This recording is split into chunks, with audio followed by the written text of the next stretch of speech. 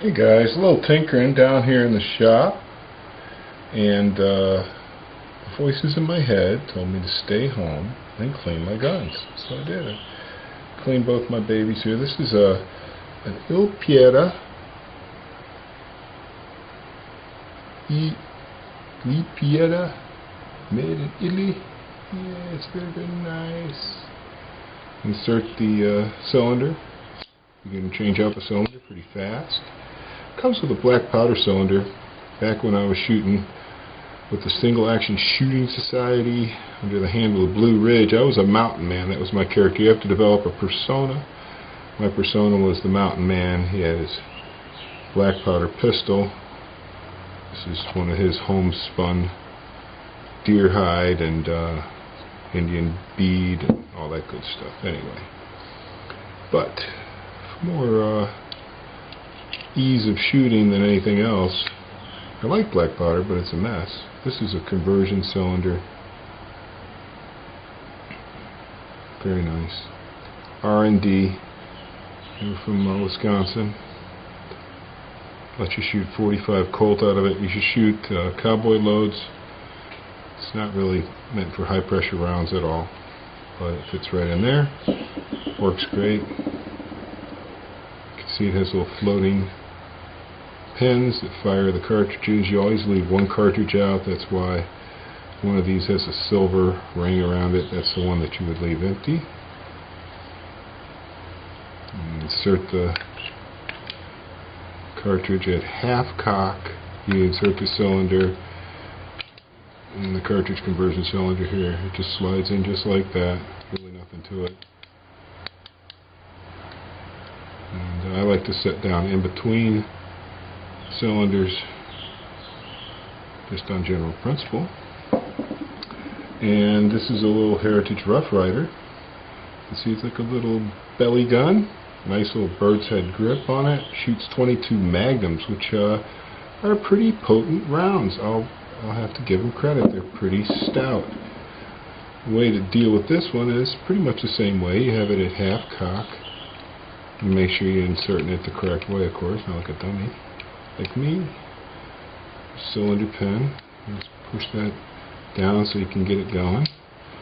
Once it's in there, just make sure that everything is working.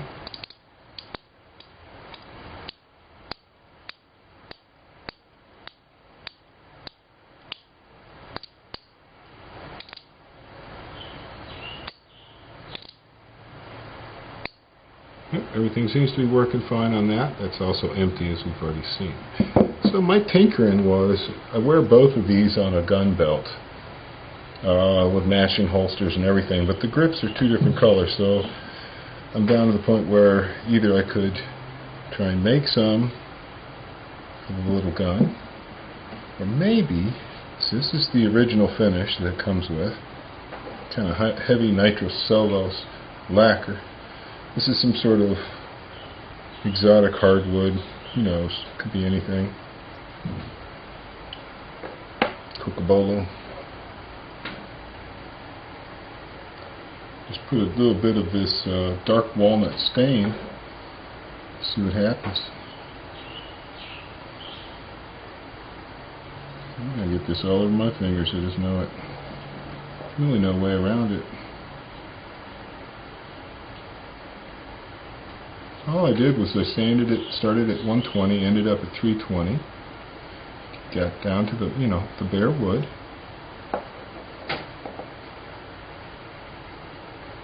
Okay. So now I'm going to have to see if that does anything to tone down the red. Now this stuff works. You should try to lay a pretty even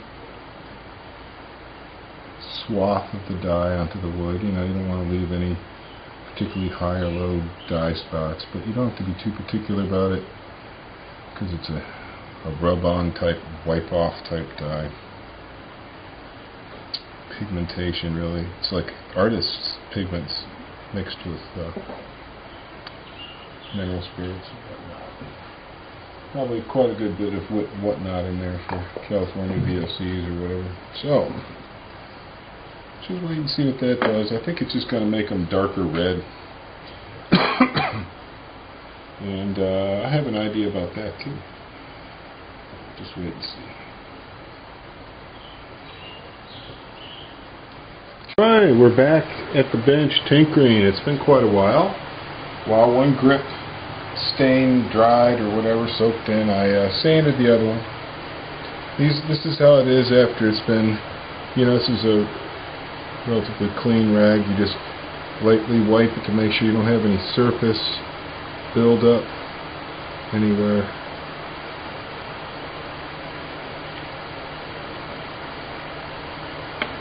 And, same with that, just wipe it. So that's basically what those are going to look like. Now I've got these. So my plan is to use a little red mahogany here. We'll see. I'm not entirely sure this is going to work the way I want. Mahogany not necessarily going to make this walnut look like this. We'll find out. So this has been sanded down from 220 to 320 just to get the top layer off. So this may get me a pair of matched pistol grips here without having to resort to making them. Perfectly good grips right here.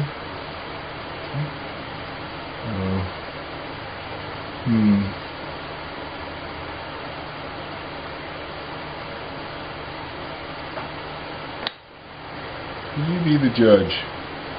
We'll have to wait and see what it looks like when it's all settled down after a little bit. I'm going to start sanding on that one. And get them all done in a little bit here. The short version of the long story of grip coloring experiment is that these came out looking really nice to me. I like this color. It's very awesome. They feel good. I like them better than the kind of lacquer finish that was on there. So I'm very happy with that. However, because these had already been impregnated with beeswax a long time ago, it was impossible to get anything to really soak in there. I even used red artist paint. I tried everything, did all my tricks, tried rubbing this on it. It would just rub right off because of the wax, but you get what you get. So no, they don't match, but they complement each other. This one is no longer a modern kind of plasticky looking finish, so I'm happy with that, and that's pretty much the end of that. Thanks for joining me.